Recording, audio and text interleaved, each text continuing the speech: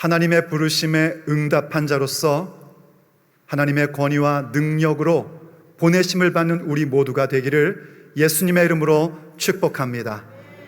보내심을 받은 자로서 사명자의 그 대범한 발걸음이 무엇인지 우리의 인생 여정 가운데 직접 경험함으로 알게 될 줄 믿습니다. 오늘 우리가 이 자리에 모여 함께 예배하고 있는 것은 사실 하나님의 부르심이 있기 때문입니다. 하나님께서 우리를 만나주시는 부르심이 있기에 오늘 이곳에서 예배하며 우리가 하나님을 만나고 있는 것입니다. 이 부르심이 없으면, 하나님의 만나주시는 부르심이 없으면 어느 누구도 예수님을 믿을 수가 없고 하나님 앞에 참된 예배를 드릴 수가 없습니다. 최선을 다해봐야 그저 종교 행사에 참여하여 자신의 종교성을 만족시키는 것에 불과해 버려집니다. 반드시 하나님의 만나주시는 부르심이 우리 가운데 있어야 합니다. 그 만나주시는 부르심은 각 사람 가운데 여러 가지 모양, 여러 가지 방법으로 하나님께서 베풀어 주십니다. 어떤 분들은 예배하는 가운데에 이해할 수 없는 평강과 믿음이 자기의 심령 가운데 오기도 하고요.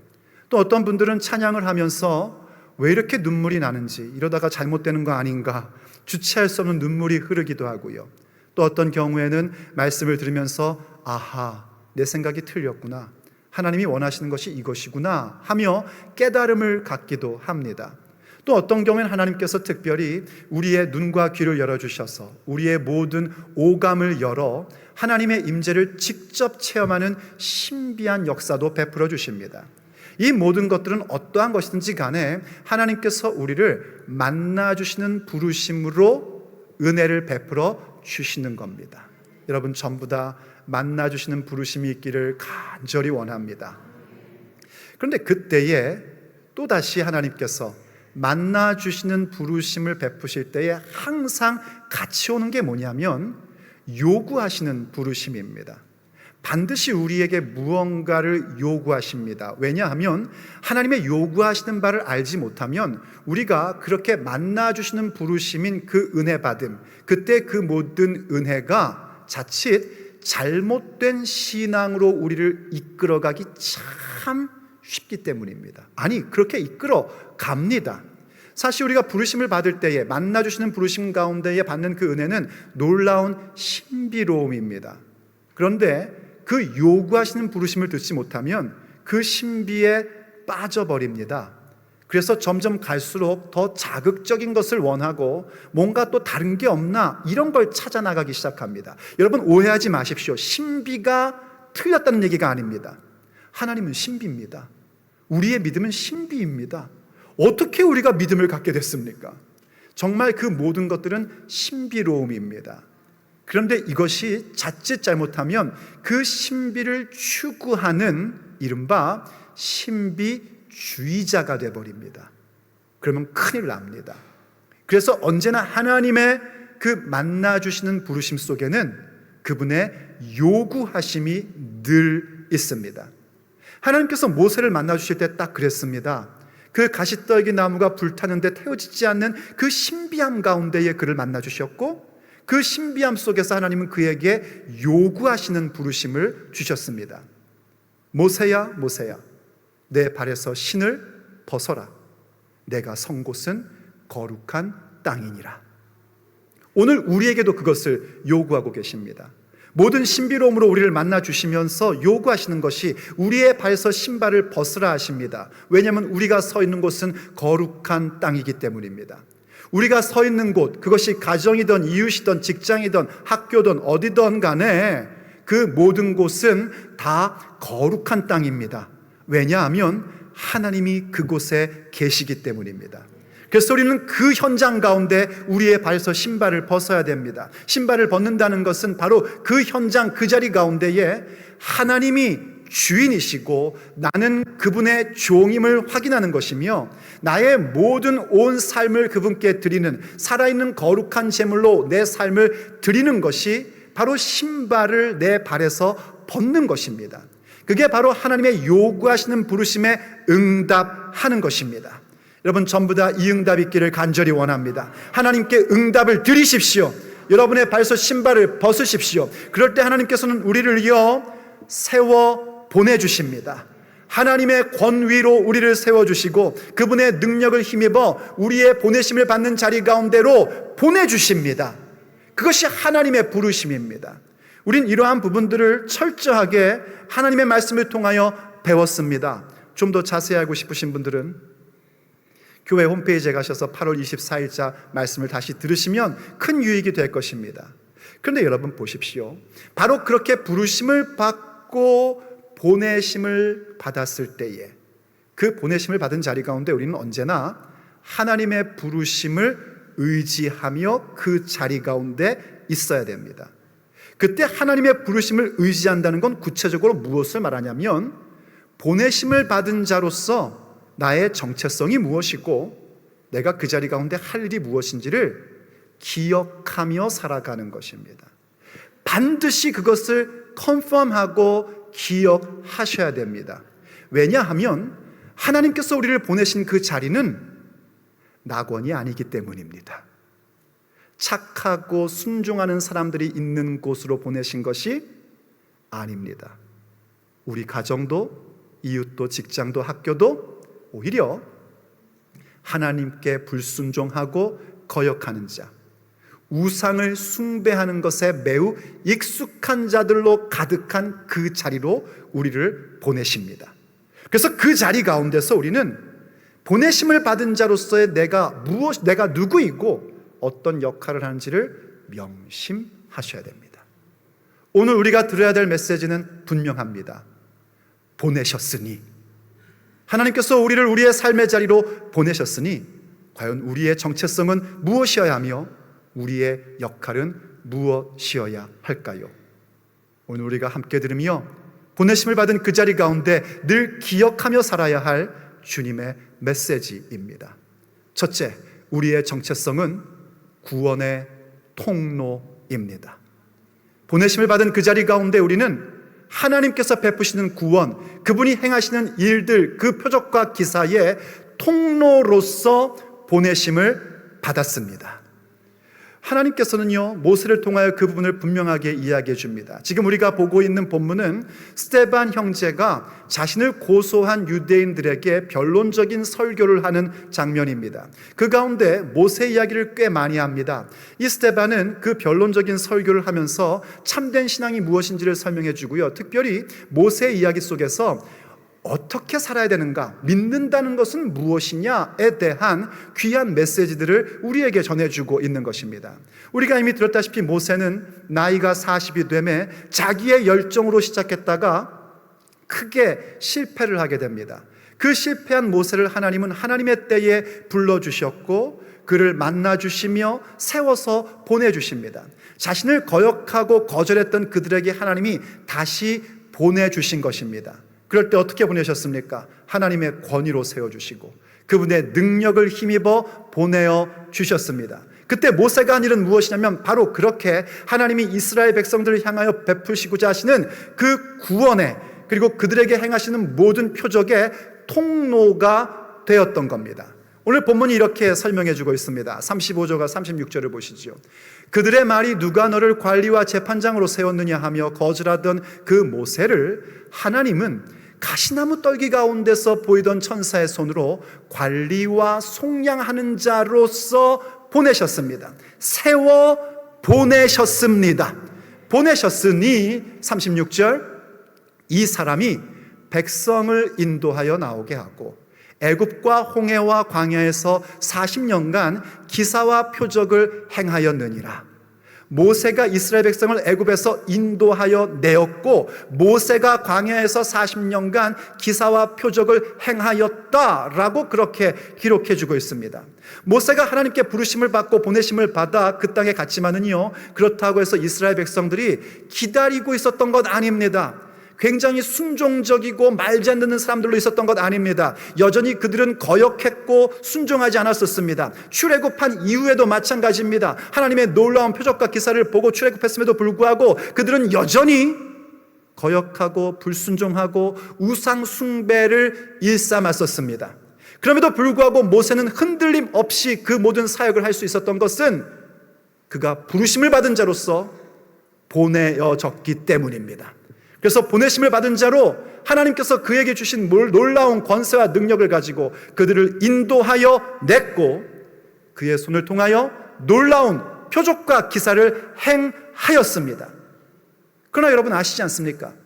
그것은 사실 모세의 능력은 아니었습니다. 그 모든 것은 전부 다 하나님의 능력이었습니다. 모세는 하나님께 받은 말씀을 따라 순종하며 이스라엘 백성을 인도하여 구출하여 낸 것이고, 하나님의 말씀을 따라 순종할 때에 하나님께서 그의 손을 통하여 표적과 기사를 이루어 주신 것입니다. 그야말로 모세는 구원과 기적의 통로였던 것입니다. 모세가 한 것이 아니라 모세는 통로의 역할을 한 것입니다. 그것이 바로 우리가 보내심을 받을 때 가져야 할 정체성입니다.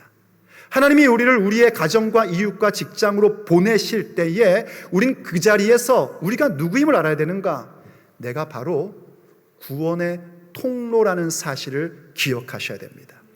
그래서 그들에게 예수님만이 구원이라고, 예수님만이 우리의 생명을 살리시는 분이라고 복음을 증거하는 자 되어야 됩니다. 여러분, 언제쯤 예수님 믿으세요 하는 말을 하셨습니까? 어저께 하셨습니까? 참 잘하셨습니다. 몇 개월 전에 하셨습니까? 좀 위험하십니다. 몇 년 전이더라 심각한 상태입니다. 누군가에게 나를 보내신 그 자리 가운데 예수님을 믿으라고 말하는 것이 우리의 정체성입니다. 근데 왜 우리가 그것을 안 할까요? 이유가 있습니다. 우리가 보내심을 받은 그 자리에 있는 사람들이요, 우리가 전하는 예수님을, 우리가 예수님 믿으세요 할 때 왜 이제야 왔습니까? 이렇게 안 나오거든요. 거절하거든요. 불순종하거든요. 우상 숭배에 젖어 있어서 우리가 하는 말을 들으려고 하질 않거든요.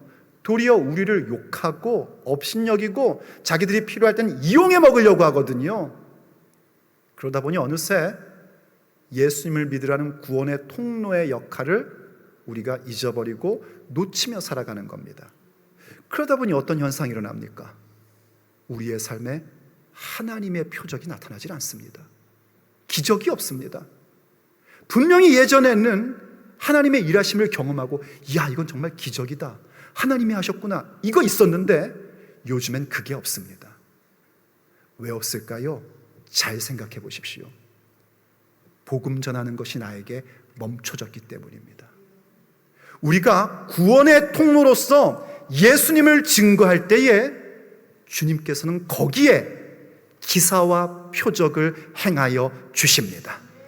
마가복음 16장을 보십시오. 이렇게 우리에게 말씀해 주고 있습니다. 제자들이 나가 두루 전파할새 주께서 함께 역사하사 함께 일하여 주셔서 그 따르는 표적으로 말씀을 확실히 증언하시니라. 할렐루야. 지금 마가복음 16장은 어떤 장면이냐면 예수님께서 부활하시고 승천하신 이후의 이야기를 얘기해 주고 있는 것입니다. 예수님께서 부활의 주이시며 승천하셔서 이 모든 세상을 통치하신 분이라는 것, 제자들은 그것을 확실히 알게 되었고 성령의 능력으로 나아가 예수님의 증인이 되어 복음을 증거한 것입니다. 그 복음을 증거할 때, 그 말씀을 전할 때에 어떤 일들이 벌어지는가? 주님의 함께하심이 있었고, 그리고 그들이 전하는 이 복음이 진리라는 것, 사실이라는 것을 증거해 주고 싶으셔서 하나님은 그들의 손을 통하여 표적을 일으켜 주신 것입니다. 병자를 낫게 하셨습니다. 귀신을 쫓아내게 하셨습니다. 사람들의 마음이 뒤집어지는 역사를 주신 것입니다. 오늘도 마찬가지입니다. 왜 내 삶에 기적이 없습니까? 왜 내 주변의 사람들에게 변화가 없습니까? 왜 귀신들이 득식을 거리고 귀신의 권세에 눌려 삽니까? 구원의 통로됨을 포기했기 때문입니다. 여러분, 포기하지 마십시오. 우리는 보내심을 받은 그 자리 가운데에 구원의 통로입니다. 여러분, 이웃에게 예수님을 증거하십시오. 선교지로 나갈 수 있으면 나가십시오. 주변에게 복음을 증거하십시오. 하나님의 일하심을 여러분의 손을 통하여 나타내시고 여러분이 경험하게 될 것입니다. 표적이 일어날 것입니다. 귀신이 떠나갈 것입니다. 내 주변의 사람들 가운데에 변화의 역사가 일어납니다. 우린 그렇게 보내심을 받은 자로서 구원의 통로, 기적의 통로입니다. 그런데 그때 여러분, 바로 그렇게 주께서 우리의 손을 통하여 표적과 기사를 일으키실 때에 우리가 또 하나 명심해야 할 정체성이 있습니다. 바로 우리는 예수님을 가리키는 이정표라는 사실입니다. 그러므로 두 번째 우리의 정체성, 보내셨으니 우리는 누구인가? 그리스도의 이정표, 예수님을 가리키는 이정표입니다. 왜 이 부분이 그토록 중요하고 명심해야 하는고 하니, 하나님께서 우리가 구원의 통로가 되어 복음을 증거할 때에 우리의 손을 통하여 기적을 일으키십니다. 우리가 기도하니 응답이 나타나게 되고, 우리가 손을 얹으니 병이 낫게 되고, 사람들의 인생 가운데 변화의 역사가 일어나고, 그런 위대한 역사를 주십니다. 그러면 사람들은 보내신 분보다 보냄을 받은 그 사람을 쳐다보기 마련입니다. 그때에 우리는 기억해야 됩니다. 저들이 바라보아야 할 자는 내가 아니라 나를 보내신 분, 우리 예수님이시다. 그것을 분명히 알고 그 역할을 해야 합니다. 그것이 우리의 정체성인 것입니다. 모세는 그것을 분명히 했습니다. 오늘 본문 37절이죠. 이렇게 얘기합니다. 이스라엘 자손에 대하여 하나님이 너희 형제 가운데서 나와 같은 선지자를 세우리라 하던 자가 곧 이 모세다. 이런 표현을 해주고 있습니다. 이 이야기는 모세가 신명기에서 한 설교의 내용 가운데 하나입니다. 성경의 신명기라는 그 하나님 말씀은 어떻게 시작된 것이냐면, 모세가 자기의 사역을 성공적으로 완수하고 이제 사랑하는 백성들, 이스라엘 백성들에게 마지막 유언적 설교를 한 내용이 이 신명기서입니다. 그때 그가 이렇게 얘기했단 말이죠. 이제 앞으로 하나님께서 너희 형제 가운데 나와 같은 선지자 한 사람을 세워줄 것이다 라고 이야기를 했단 말입니다. 그때 이 나와 같은 선지자, 모세와 같은 선지자는 우리가 성경에서 보고 있는 여느 선지자가 아닙니다. 이건 특별한 선지자를 얘기하는 것입니다. 그래서 이스라엘 백성들은요, 이 모세가 얘기한 나와 같은 선지자를 이른바 그 선지자라고 하여 메시아의 다른 표현으로 사용했었습니다. 메시아는 다른 말로 하면 그리스도를 얘기합니다. 그래서 성경 보면은요, 심지어는 유대인들이 세례 요한한테 당신이 그 선지자입니까? 하고 묻습니다. 영어로 말하면 a prophet이 아니라 the prophet 이렇게 묻는 겁니다. 그 선지자냐? 물론 세례 요한은 아니다, 아니니까 아니다 했죠. 또 예수님께도 종종 물었습니다. 당신이 그 선지자입니까? 그렇게 묻기도 했고요. 또 오병이어로 5,000명을 먹이실 때는요, 그 따르는 사람들이 이 사람이 바로 그 선지자다 이렇게 얘기를 했었습니다. 그리스도다, 메시아다 이 얘기입니다. 그래서 베드로 사도가 유대인들을 향하여 설교했던 사도행전 앞부분의 설교를 보면은요, 바로 이 예수님을 그 선지자라고 그렇게 얘기해 줌으로써 예수님이야말로 바로 메시아, 그리스도이심을 증명했습니다.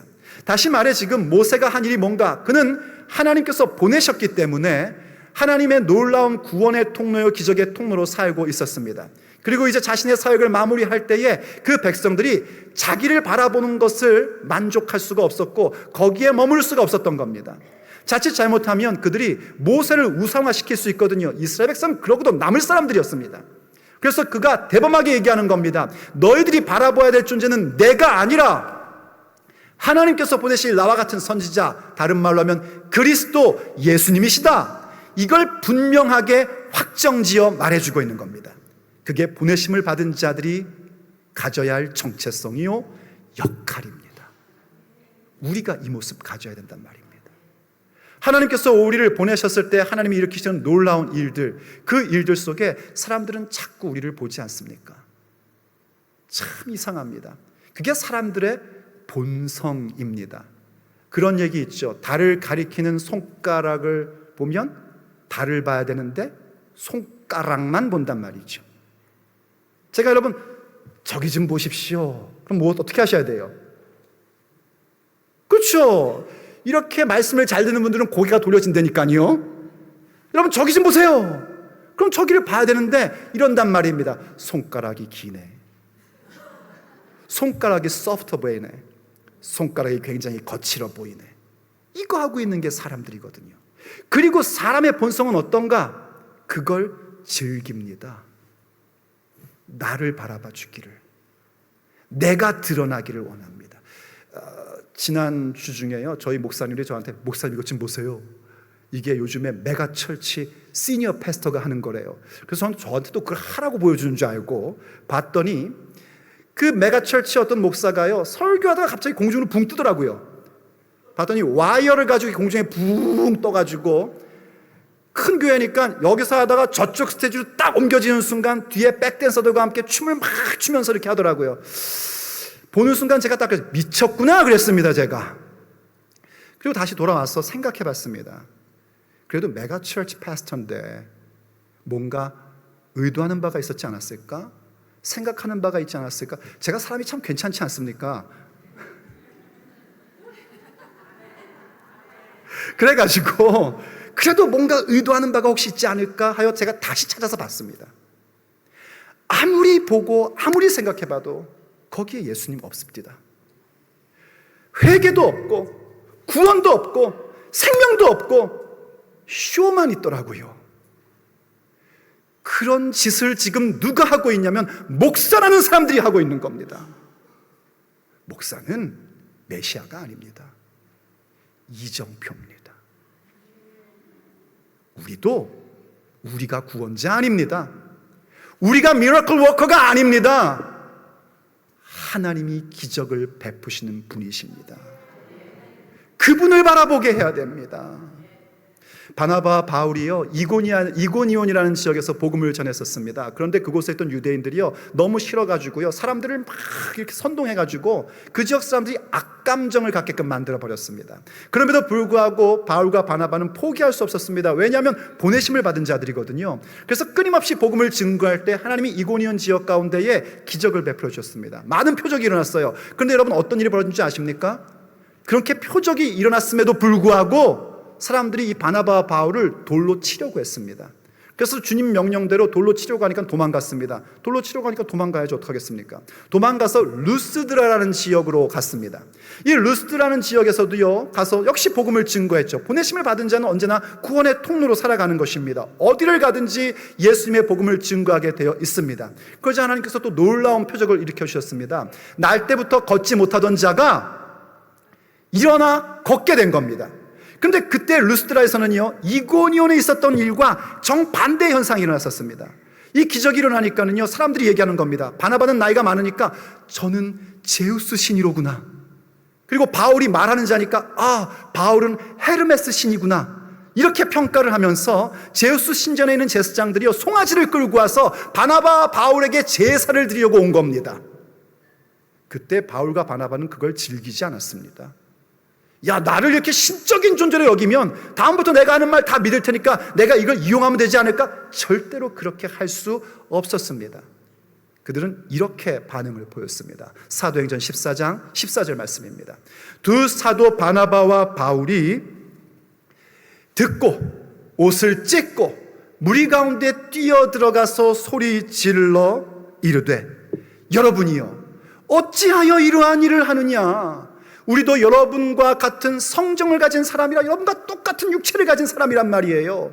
여러분에게 복음을 전하는 것은 이런 헛된 일을 버리고 천지와 바다와 그 가운데 만물을 지으신 살아계신 하나님께로 돌아오게 함이라. 우리의 고백이 되기를 원합니다. 사람들이 우리를 특별한 존재로 우상처럼 여기고 있을 때 그걸 즐기고 있는 것이 아니라 어찌하여 이런 헛된 일을 또 하려고 합니까? 내가 구원의 통로가 된 것, 하나님이 내 손을 통하여 그런 놀라운 응답을 주시고 표적을 주신 이유는 그 헛된 것 버리고 예수님만 바라보라고 그렇게 하신 것인데 어찌하여 이런 일을 행합니까? 이렇게 이야기하는 이정표가 되어야 됩니다. 그리스도를 가리키는 이정표 말입니다. 이정표는요, 어떤 누구도 그 자리에 머물게 하지 않습니다. 그럼 이정표가 미친 겁니다. 이정표는 자기 곁에 머물게 하는 것이 아니라 목적지를 향하여 가게끔 만드는 것이 이정표입니다. 그리스도의 이정표, 그것이 우리의 정체성이고 그것이 우리의 해야 할 역할인 것입니다. 특별히 주께서 내 손을 통하여 놀라운 일들을 이루실 때 우리는 내가 그리스도의 이정표임을 분명히 확인하고 선언해야 합니다. 그때 하나님은 그런 자들에게 하나님의 살아있는 말씀을 주십니다. 그 말씀의 능력이 나타나게끔 해주십니다. 그래서 그 말씀을 전달하는 자로 우리의 역할을 만들어주시고 우리의 정체성을 확인시켜 주십니다. 그러므로 세 번째, 보내셨으니 우리는 누구인가? 살아있는 말씀, 생명의 말씀의 전달자입니다. 주께서 내게 말씀해 주신 것을 듣고 그 들은 말씀을 그 누군가에게 전달하는 자입니다. 모세의 역할이 그랬단 말입니다. 지금 스데반의 설교가요, 모세가 그렇게 부르심을 받고 보내셨을 때 이 모세가 무엇을 했는지를 한 절 한 절 설명함으로써 우리에게 지금 그 메시지를 주고 있는 겁니다. 본문 38절을 보십시오. 시내산에서 말하던 그 천사와 우리 조상들과 함께 광야 교회에 있었고 또 살아있는 말씀을 받아 우리에게 주던 자가 이 사람 모세다 하고 얘기합니다. 하나님께서 함께 하셨단 말이죠. 사실 여러분, 지금 이 광야 가운데 있는 회중들, 지금 우리 한글 성경은 광야 교회라고 표현을 했는데 광야의 회중들, 회중이란 건 또 교회란 말이기도 하죠. 이 광야 교회 교인들은 구원받은 자들입니다. 애굽에서 나왔으니 구원받은 자고 홍해를 지나왔으니 세례받은 자들입니다. 그런데 그들이 어땠죠? 참 고집스럽게 말 안 들었습니다.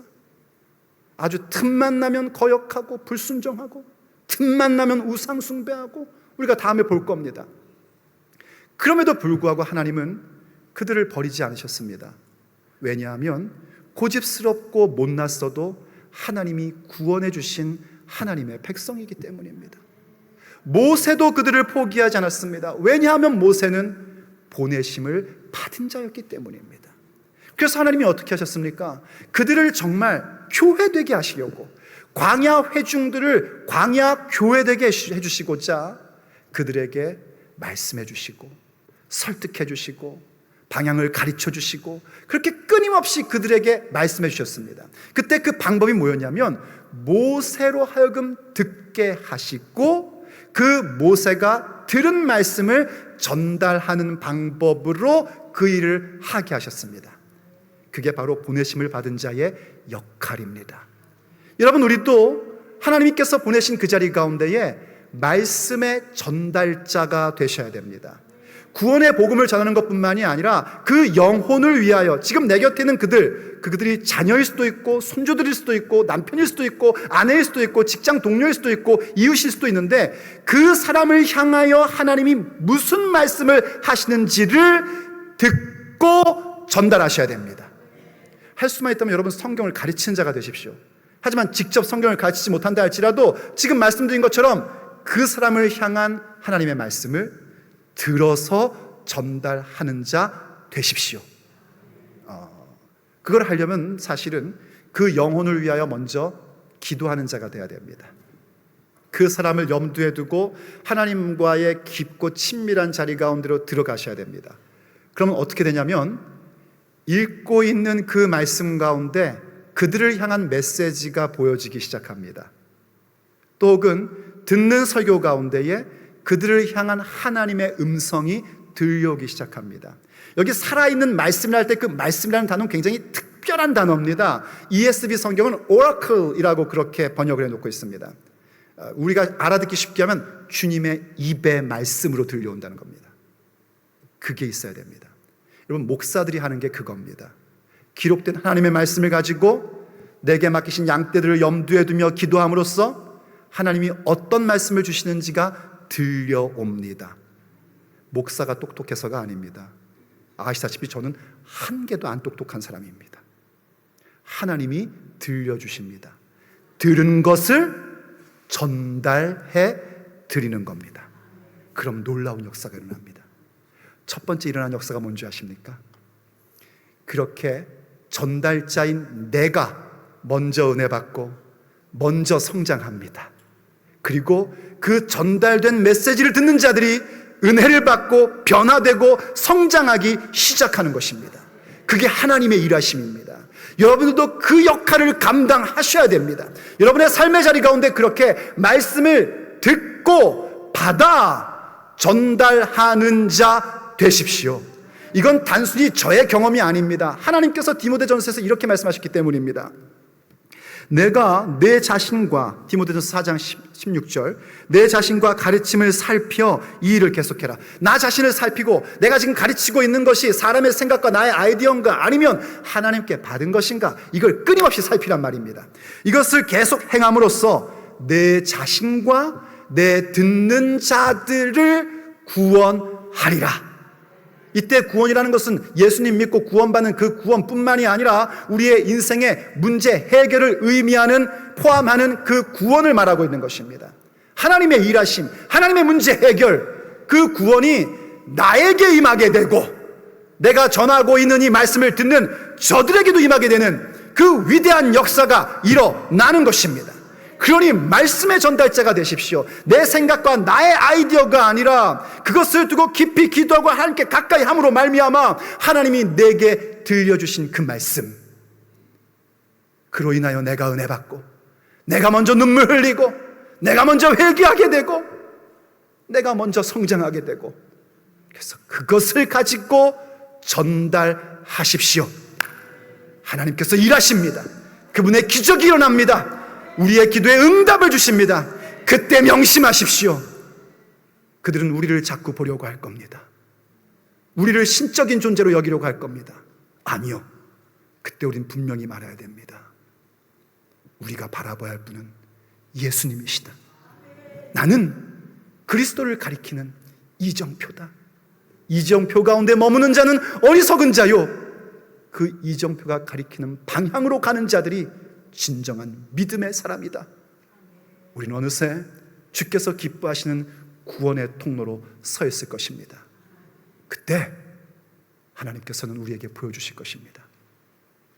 어느새 주님께서 약속하신 약속의 땅, 아버지 집에 있는 우리를 보게 하실 것입니다.